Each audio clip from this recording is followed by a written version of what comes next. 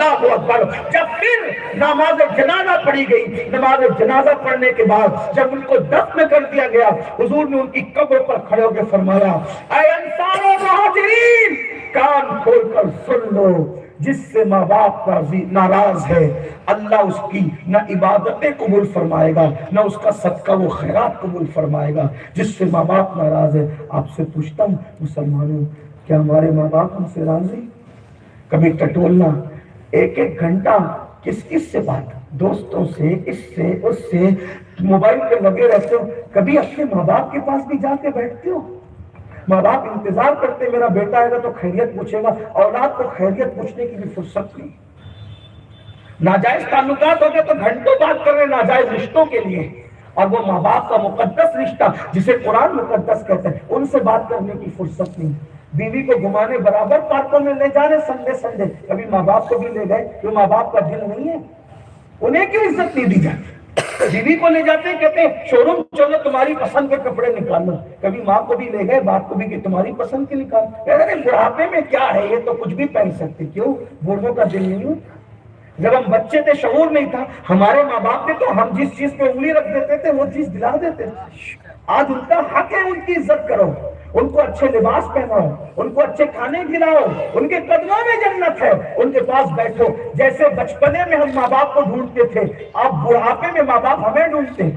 بچپنے میں جیسے ہم ماں باپ کے لالچی تھے ویسے بوڑھے ماں باپ سوچتے میرا بچہ آئے گا تو بیٹھے گا. اس باپ کے دل سے پوچھو جب اس کا بیٹا ہاتھ چوم کے اس کے پاس بیٹھتا ہے اس کا دل کتنا خوش ہوتا ہے. اللہ راضی ہوگا، ورنہ کچھ کر لو سوائے جہنم کے ایندھن کے کچھ نہیں بننا. اس لیے آج گھر جا کے سب سے پہلا کام یہی کرنا، پہلے اپنے ماں باپ کو خوش کرو. میرے آقا فرماتے ہیں جس سے ماں باپ ناراض ہے اللہ اس کے سجدے بھی قبول نہیں کرتے. اللہ ہم سب سے ہاتھ رحم. اللہ فرماتا ہے گناہ کبیرہ سے بچو گے ہم تمہارے دوسرے جرائم یوں ہی معاف کر دیں گے اور ہم تمہیں عزت کا ٹھکان جنت میں داخل کریں گے. اللہ تعالیٰ توفیق بخشے. ہماری سنی دعوت اسلامی کی تحریک سے آپ وابستہ ہوں گے. اگر آپ وابستہ ہوں گے اس طرح کی باتیں آپ کو سیکھنے ملے گی. محفلوں میں اجتماعات میں شرکت کیجیے. آپ شیہور والے بھی یہاں پہ برانچ کو مضبوط کریں.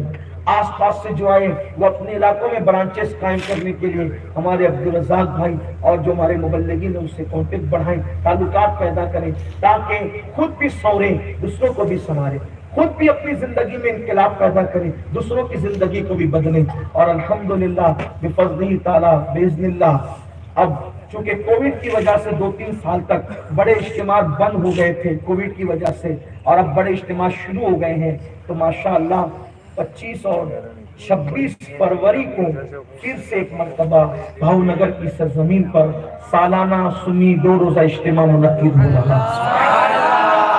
ماشاءاللہ پھر سے اجتماع کی بہاریں شروع ہو رہی ہے. اب اللہ پاک کرے کہ کہیں کووڈ نہ آئے.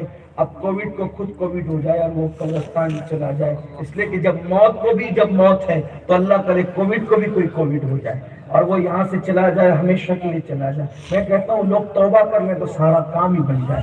توبہ کرتے رہو، بار بار کرتے رہو، اللہ کو مناتے رہو. 25-26 فروری یاد رکھیں. شادی وغیرہ کا پروگرام اس دن نہ رکھیں. دوست احباب کے ساتھ ہزاروں کی تعداد میں آپ سب کو شرکت کرنا ہے انشاءاللہ تعالی.